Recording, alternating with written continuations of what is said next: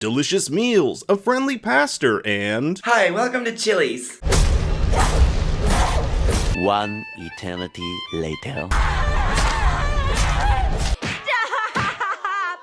Already dead. First of all, huge thanks to all of you for helping me reach 600k subscribers. I am one step closer to my parents loving me. In this episode, we'll be taking a deep dive into episode 8, its connection to the game, and details you missed. Warning, there will be only some minor spoilers in this video. But before we sink our teeth into it, make sure you give a like and subscribe. It's the only thing keeping me going through these harsh winter months. We open on the resort town of Silver Lake, and trust me, you'll want to visit. It's some of the greatest food I've ever had. By this abandoned post office, we can make out the area code 81303, which is the code for Durango, Colorado, a popular ski resort destination. Just like in the game, we get these gorgeous vistas of pine trees. It's a location that looks beautiful, but is terribly inhospitable in the winter months. And you know, when an episode begins with a Bible quote from the book of Revelation, it can't be going anywhere good. In fact, David here is reciting verse 21, which a lot of you might remember from Titanic. And God shall wipe away all the tears from their eyes,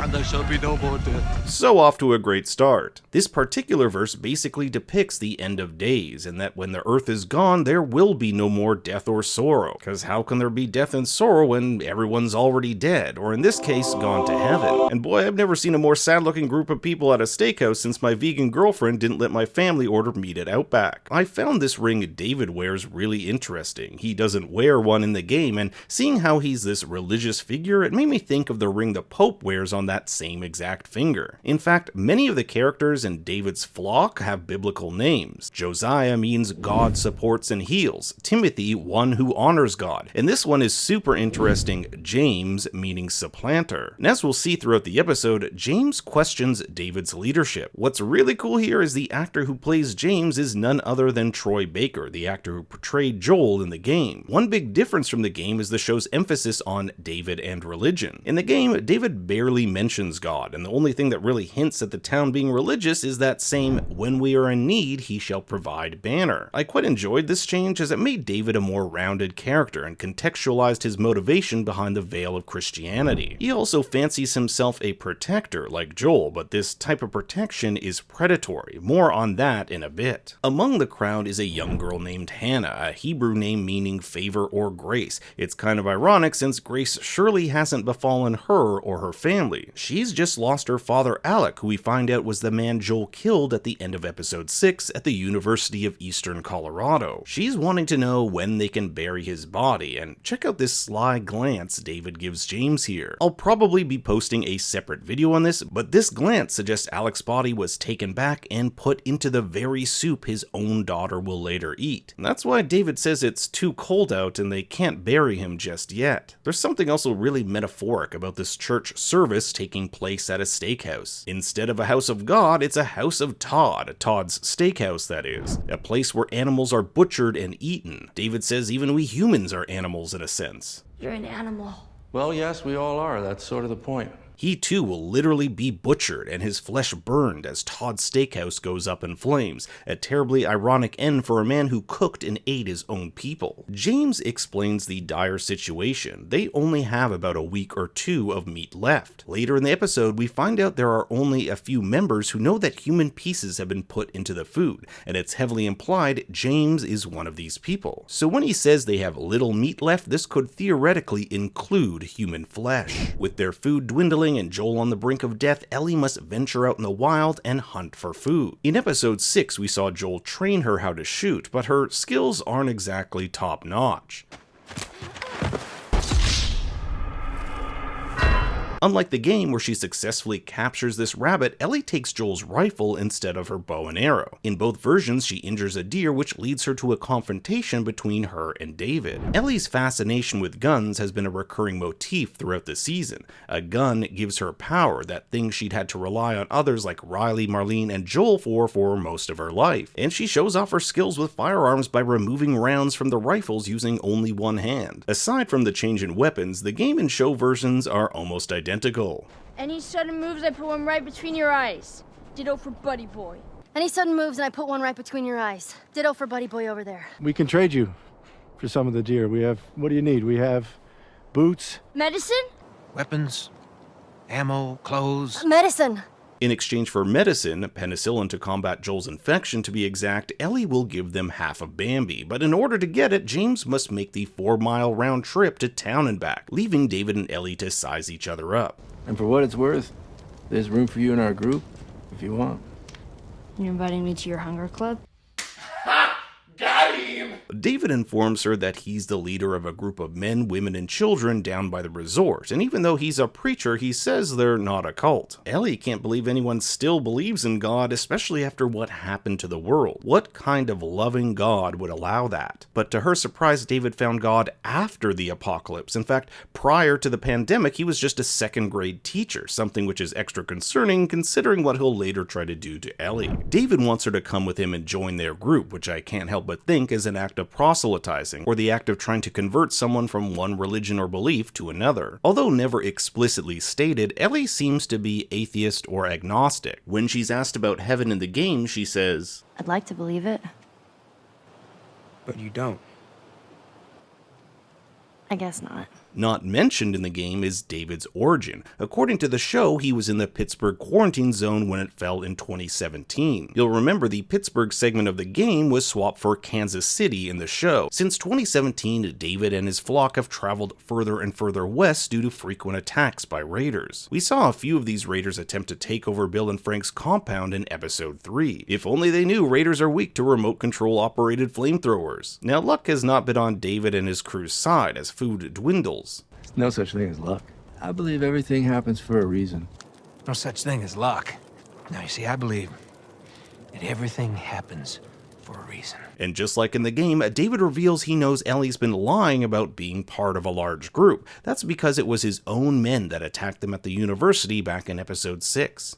That crazy man was traveling with a little girl. The game departs drastically from the show here when the two come under attack from infected. I'm actually a bit disappointed they didn't try to adapt this moment because it gives us a really important beat where David saves Ellie's life by shooting an infected with a gun he had hidden this whole time. It basically shows that David could have killed Ellie at almost any moment, but chose not to do so. Now at this point in the game, or show for that matter, we don't know David is a cannibal, so it adds to this mystery of whether or not David and his group are truly good. But more importantly, I just think the show needs more infected. I'm not saying David and Ellie had to go through a wild chase through an abandoned factory where they fight off hordes of infected, including a bloater, but the show could definitely do with more reminders of the infected threat. Their time together also creates a bonding moment between Ellie and David. I'd say we make a pretty good team. Something that could have helped with that tension later in the episode when we're wondering if Ellie would join David's side. Alas, both versions have James reappearing holding Ellie at gunpoint, but David lets Ellie go with the medicine, even after she rejects joining him. That's because David is smart. He knows Ellie isn't with a huge group, won't survive for long on her own, and by letting her go, she'll lead them right to Joel, a man who in the game killed many of David's men. Ellie rushes back to Joel's side and injects him with penicillin. Like in the game, she stays by his side. Josiah here arrives with a delicious helping of what he claims to be venison. While Hannah's mother Joyce remarks they only have 5 more cans of tomato sauce left. Josiah absolutely has to be in on the cannibal cooking, as it looks like he was the one to chop these pieces up. As I'll mention in my other video, he could knowingly be giving Joyce chunks of her own husband to cook. Just take a look at how shifty his eyes are here when he lies to her about this being venison. Something is definitely going on. The people of Silver Lake enjoy their meal at Todd's Steakhouse, and even though they're all starving, notice that they all wait until grace to enjoy their meal. Meanwhile, I'd be there getting pissed that my food's gone cold. And what should be a joyous occasion is met with little fanfare as David and James arrive with Ellie's deer. The people have heard a rumor that the man who killed Alec, Hannah's father, is somewhere out there, and David vows to send a group to track him and Ellie at dawn. There will be justice. But Hannah is like, and I kid you not, I audibly gasped when David smacked the shit out of her. No one gets up to stop him. It just goes to show how much of a spell this guy has over these people. Now what David says here is probably the most interesting line in the entire episode. But the truth is, Hannah, you will always have a father. And you will show him respect when he's speaking. You could interpret this line in one of two ways. First, that David will be sort of this surrogate father for Hannah now that her real father is gone, or two, that father here refers to God. In Christian theology, the word father is often meant to represent God, and if David is telling her to show respect when he's speaking, it hints that David actually believes God is speaking through him. I find this a much creepier interpretation. Now this freaked me out. This extra here looks a lot like Ashley Johnson, the actress who portrayed Ellie in the game. Yeah, I know I'm probably crazy, but anyways, it's probably not her considering in the season preview we know she'll make an appearance in the finale, and they wouldn't give her a non-speaking extra role unless it was a fun Easter egg and she happened to be on set that day. David's prayer refers to the living bread, a reference to the act of communion in which bread is used to symbolize the flesh of Christ, ironic since they're all likely eating human flesh. David's people here eat voraciously, all of them starving, and I found it interesting that David here is the only one who's really taking his time with the meal. He definitely isn't giving off that starved vibe. James also eats slowly, but that's because he knows they're eating human flesh. Just watch him look over at Hannah, Joyce, and David. It would be super messed up if he knew Anna was eating her own father. Back at Ellie's hideout, we can see her bathed in this light from the window. The Ellie bathed in light imagery has been a common motif throughout the season, from when we first see her in episode 1 and also waking up in episode 2. It harkens back to the Firefly motto, when you're lost in the darkness, look for the light.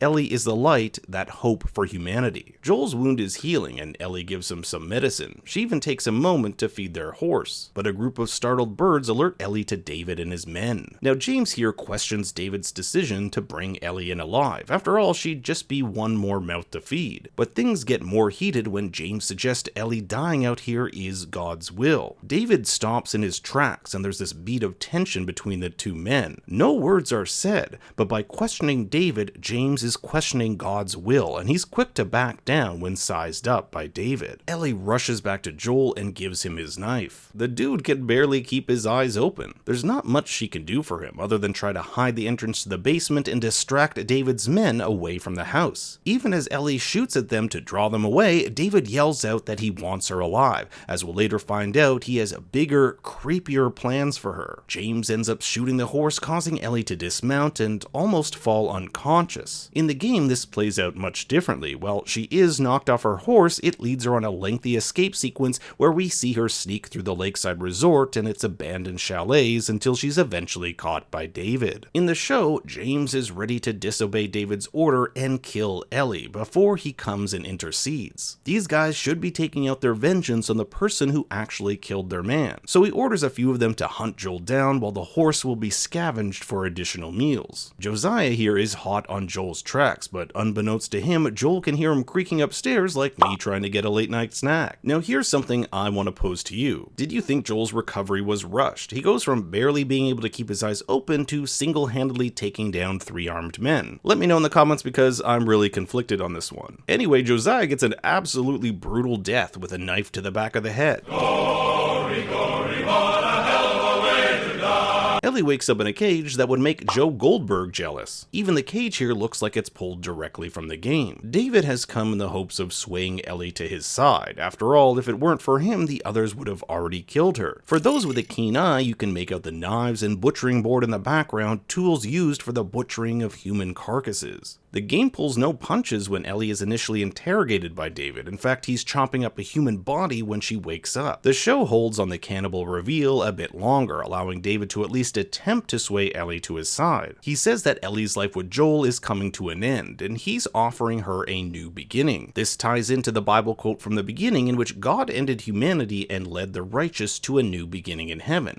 So Ellie must face reality. If she can't trust David, she will end up alone. Joel's apparently been injected with steroids because he's managed to tie up 2 of David's men, Marco and Timothy, in an attempt to interrogate them as to Ellie's whereabouts. This scene plays out almost identical to the game, right down to the very stab to the knee. Similar to what he had Marlon and Florence do in episode 6, Joel makes the men point on the map where Ellie had been taken to make sure they aren't lying to him. Turns out she's at a place called Silver Lake, not the name of a town, but of a resort. And it's kind of ironic that these guys have undertaken eating humans as a last resort at a resort. There is one line of dialogue here that isn't in the show, which acknowledges the men know David is interested in Ellie.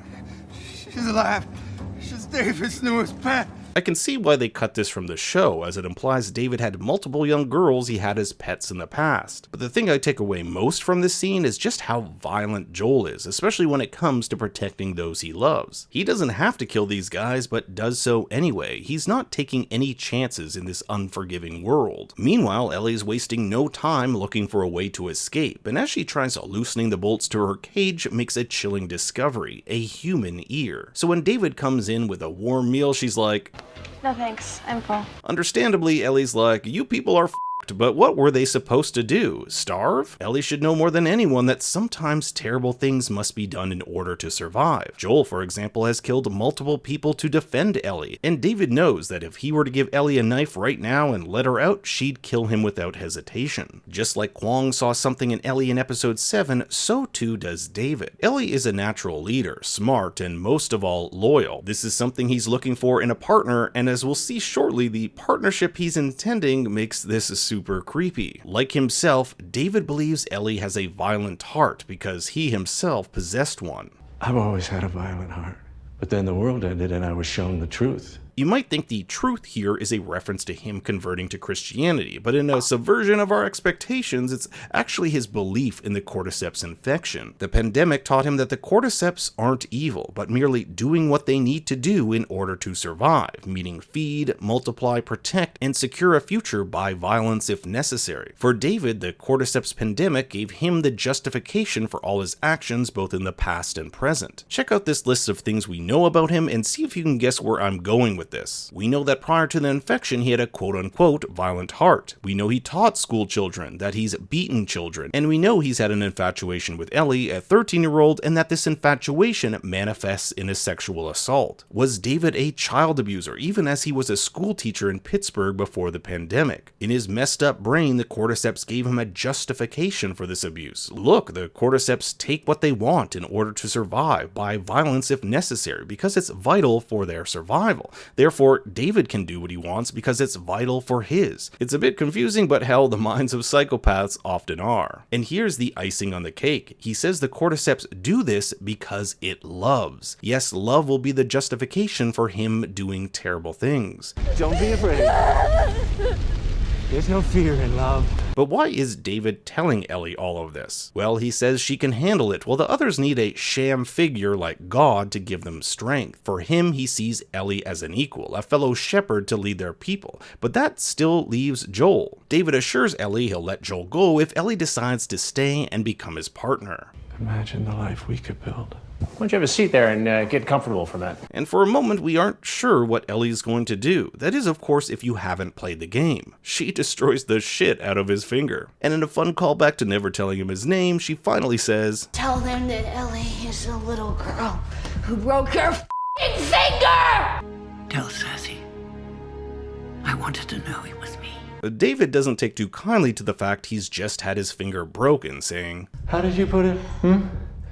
Tiny little pieces? A reference to her being chopped up and put in their next meal. Meanwhile, Joel trudges through the snow towards Silver Lake, breaking into a tackle and bait shop where he finds Ellie's bag, so he must be on the right track. And poor Callus the horse is unfortunately here as well. In the game, he finds his way into the back of a butcher shop where he too discovers these hanging bodies. Meanwhile, David and James grab Ellie to turn her into a delectable stew, but she bites David's hand, a moment that doesn't happen in the game, but she definitely gives David a reason to pause when Ellie reveals that she's infected. They pull up her sleeve and David doesn't believe it's possible. She would have already turned, and Ellie uses this opportunity to grab the butcher knife and axe down James before making her escape. There's something very meta about the new Ellie killing the actor who played Joel. In the game, Ellie's prison isn't connected to the steakhouse, so we get this big sequence where we follow her as she sneaks her way through the resort town. And as we're making our way through Silver Lake, we can hear just how disgruntled some of these men are with David's leadership. It's hard to make out here, but some of the men want to put his leadership up to a vote. Ellie's trek will eventually lead her to the outside of the steakhouse, where we can see the ruined T-O-N-D from the Todd Steakhouse signage outdoors. Back in the show, Ellie attempts to escape, but all the doors to the steakhouse are locked. David searches for her, and she does what any rational person would do, throw a burning piece of wood at him. I thought the game version was a little bit more believable here, as the fire starts by an oil lamp falling over. David believes Ellie isn't infected, because no one infected would fight that hard to stay alive, so he's curious to know how she did it. And he's made the decision not to kill her.